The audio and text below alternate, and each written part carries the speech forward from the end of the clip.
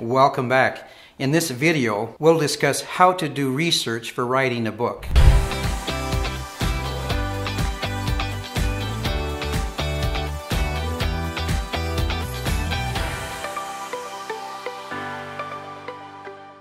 The writing process involves 4 steps: the idea, research, structure, writing.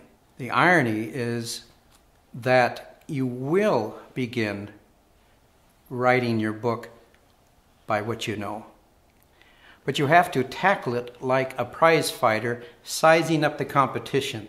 You have to see what's out there. You have to know what you can add to it and how to come on with a new viewpoint. So once you've written all that you know, you've got that down, where do you go for your research? For background information, you go to your public library. That's the first place to start.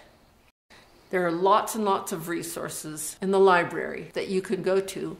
You can go to the periodical index to find out what articles have been written on the subject that you are tackling.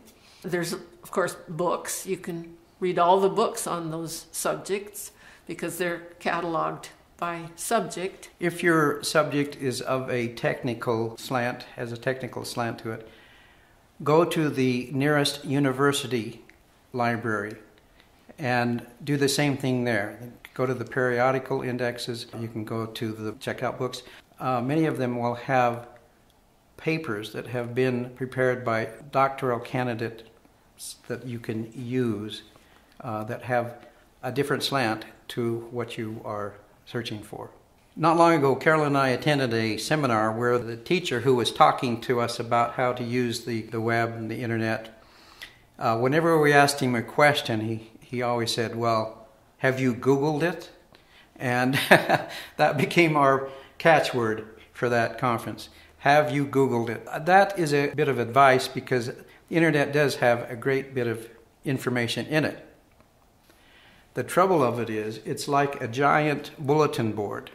So many people have put information there that it's not cataloged very well, and there's a lot of bits and pieces of information that really aren't very good. They aren't useful to you. The problem with information you get off of the internet is that it's not like an encyclopedia where there's a board of review that determines whether or not this is good information.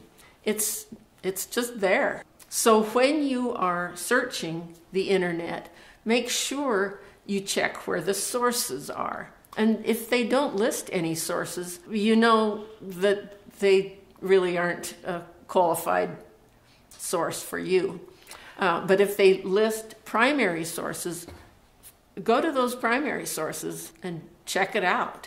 Usually the best indication that it's a primary source is if the author puts his name on it.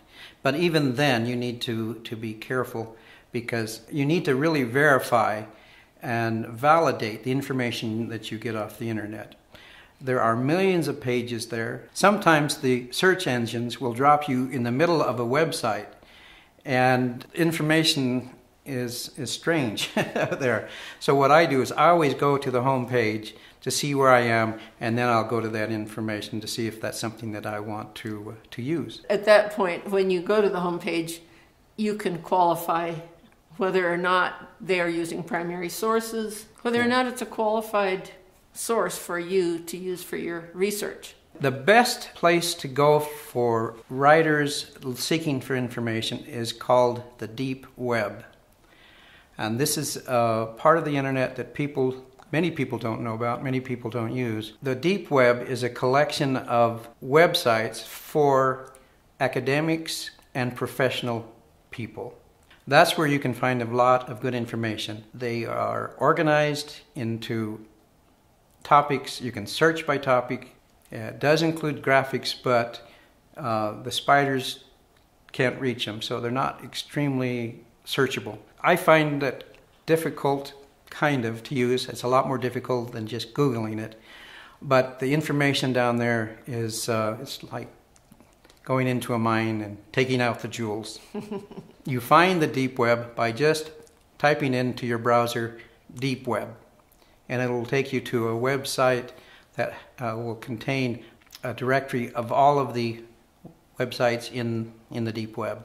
Another good place to go that a lot of people don't go for information is www.searchenginewatch.com, and that will give you an idea of what is taking place on all of the search engines.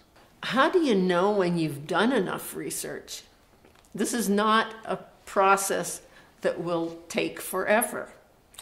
And it may feel that way in the beginning, but again, don't look at what's ahead of you.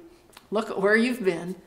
And remember that when you start hearing the same things over and over again from your sources, you've probably done enough. Before we go to our final points, you are researching on a very unique topic. So in the comments below, share with us some of the places that you are thinking of. What came to your mind when you think about researching your topic? And share them with us. We'd love to hear from you and get your comments. So once you've gotten your research, you've started hearing the same thing over and over again, then you know you're done. So how do you organize your research? Dan Pointer is somebody who is one of our gurus, and the way he suggests doing it is take each subject and put it in a stack on the floor. So in the floor of your office, this of course requires you to have a private office where you can keep your children out and so on. You stack each of these subjects and put them around on the floor in your office. He says that he's tried tables and he likes the floor better. And I think that works too. I like, it kind of grounds you. But so you have all these stacks, and then when you have your subjects all separated out, then you take that stack and use it to write your chapters. Once you have a chapter, you put it into a notebook. And then after you have all of your chapters at least partially written, you just keep it with you in that binder, and when you go somewhere, you take your binder with you, keep it with you all the time, so you can edit your book and not waste any time. If this video has been helpful to you, try one of our other videos. What format do you use to write your book? We don't try, we do.